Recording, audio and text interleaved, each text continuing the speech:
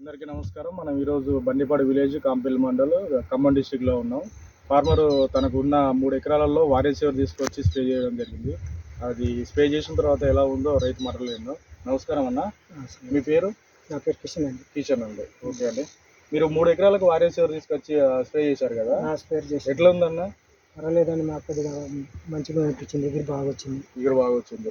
పురుగు ముడత మంచిగా పోయింది. ఓకే. మీకు ఇది కొమ్మకుళ్ళు ఉంటాయి కూడా కొద్దిగా తగ్గినట్టు కనిపించింది. ఇప్పుడు ఎన్ని రోజులు అయితే అనుకుంటే? 5-6 రోజులు అవుతుంది. 5-6 రోజులు.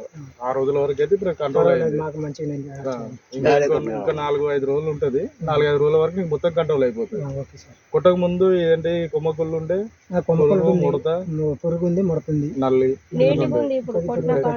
కొట్టిన కాడికి అయితే కొంచెం నీట్గా అయింది అన్న. పర్లేదు అంటారా మందు? పర్వాలేదండి. ఇంకో 4 చెప్పగలుగుతారు కదా మీరు?